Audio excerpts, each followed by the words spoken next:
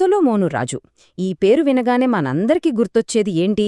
అపారమైన జ్ఞానం, కనీవిని ఎరుగని ఐశ్వర్యం కదా. కాని చరిత్రలోనే అత్యంత తెలివైన వాడిగా పేరుగాంచిన ఆ మహారాజు జీవితంలోనే ఒక చీకటి కోణం ఉంది. అదే ఆయన పతనం. ఈరోజు మనం ఆయన కథలోని ఆ విషాదకరమైన మలుపు వెనుక అసలు కారణాలేంటో లోతుగా పరిశీలిద్దాం. అసలు ప్రశ్న ఇదే: ప్రపంచంలోనే అత్యంత జ్ఞాని ఎలా పతనమయ్యాడు? ఆలోచించండి. దేవుడే స్వయంగా వచ్చి ఆశీర్వదించాడు, ఎవ్వరికీ లేనంత జ్ఞానాన్నిచ్చాడు. మరి అలాంటి చక్రవర్తి ఎలా దారి తప్పాడు? ఏ పరిస్థితులు ఆయన్ని పతనానికి నడిపించాయి? రండి, ఈ విశ్లేషణలో ఈ మిస్టరీని ఛేదిద్దాం. సరే, ఈ కథని మనం ఎక్కుటు రివర్స్లో మొదలుపెడతాం, చివరి నుంచి. సొలొమోను జీవితంపై బైబిలిచ్చిన ఫైనల్ జడ్జ్మెంట్ ఇది. చూసారా, యెహోవా దృష్టికి చెడు నడత నడిచాడు, సంపూర్ణంగా అనుసరించలేదు. ఎంత విషాదకరమైన ముగింపు! ఇంత గొప్ప స్థాయికి వెళ్లిన మనిషి చివరికిలా ఎందుకయ్యాడు? ఆ ప్రయాణం ఎలా సాగిందో ఇప్పుడు చూద్దాం. సరే, ఇప్పుడు కథను మొదటినుంచి చూద్దాం. అసలు సొలొమోను పతనం గురించి అర్థం చేసుకోవాలంటే ముందు ఆయన ఎంత గొప్పగా మొదలుపెట్టాడో, ఎంత ఉన్నత స్థితిలో ఉండేవాడో మనం తెలుసుకోవాలి. అప్పుడే ఆ కాంట్రాస్ట్ మనకు అర్థమవుతుంది. చూడండి, యంగ్ ఏజ్లోనే రాజు అయ్యాడు సొలొమోను. అప్పుడు దేవుడు ప్రత్యక్షమై ఏం కావాలో కోరుకో అన్నప్పుడు ఆయన ఏమడిగాడో తెలుసా? డబ్బు, అధికారం, శత్రువుల మీద గెలుపు ఇవేవీ అడగలేదు. కేవలం తన ప్రజల్ని సరిగ్గా పాలించడానికి కావాల్సిన జ్ఞానాన్ని, వివేచనను ఇవ్వమని అడిగాడు. ఎంత గొప్ప ఆలోచన! ఈ నిస్వార్థమైన ప్రార్థన దేవుడికి ఎంతగానో నచ్చింది. అందుకే ఆయన అడిగిన జ్ఞానంతో పాటు ఆయన ఊహించనంత ఐశ్వర్యాన్ని, కీర్తిని కూడా ఇచ్చాడు.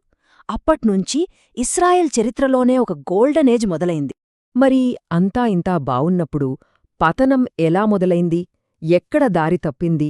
దీనికి బైబిల్ చాలా స్పష్టంగా 3 ముఖ్యమైన కారణాలు చూపిస్తోంది. అవేంటో ఇప్పుడు ఒక్కొక్కటిగా చూద్దాం. చూడండి, ఇశ్రాయేలు రాజులు ఎలా ఉండాలో దేవుడు ముందుగానే కొన్ని రూల్స్ పెట్టాడు. ముఖ్యంగా 3 విషయాల్లో హద్దులు దాటొద్దని చెప్పాడు. 1, అతిగా సంపద కూడబెట్టుకోవద్దు. 2, సైన్యక శక్తిని చూసుకుని విర్రవీగొద్దు. 3, చాలామంది భార్యలను చేసుకోవద్దు, వాళ్లు నీ మనసుని దేవుడినుంచి దూరం చేస్తారు అని హెచ్చరించాడు. ఇవి ఎందుకంటే రాజు గర్వంతో దేవుడికి దూరం కాకూడదని. కాని బాధాకరమైన విషయమేంటంటే సొలొమోను ఈ 3 రూల్స్ని బ్రేక్ చేశాడు.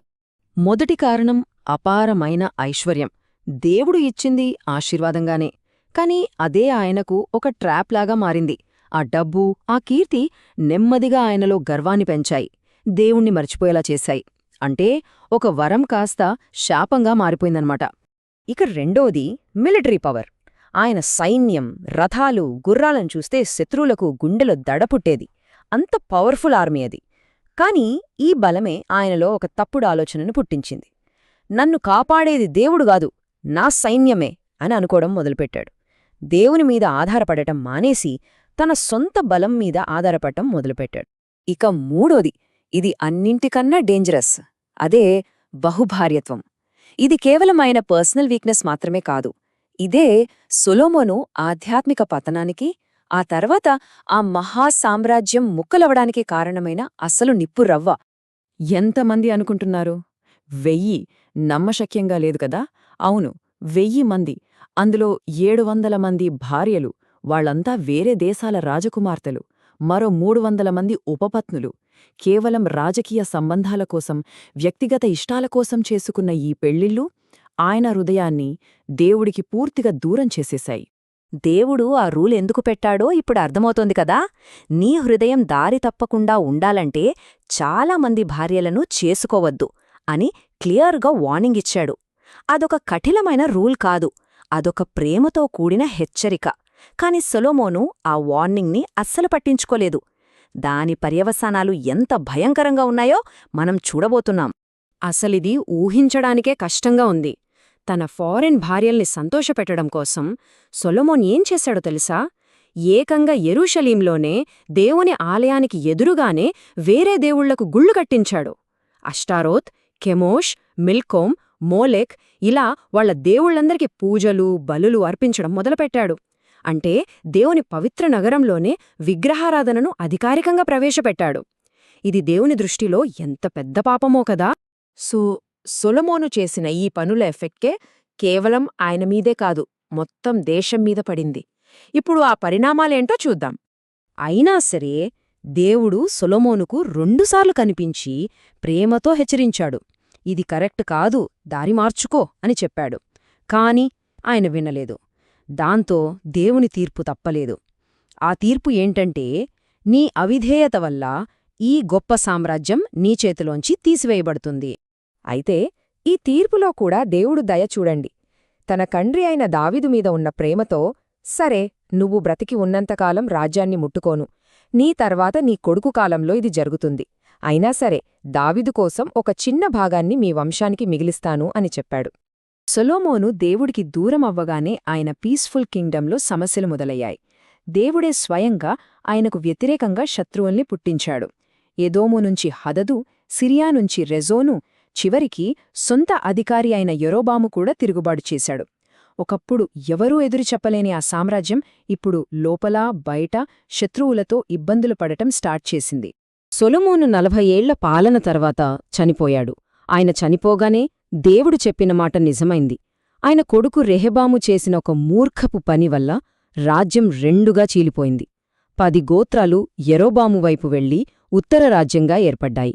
కేవలం 2 గోత్రాలు మాత్రమే రెహబాముతో దక్షిణ రాజ్యంగా మిగిలిపోయాయి.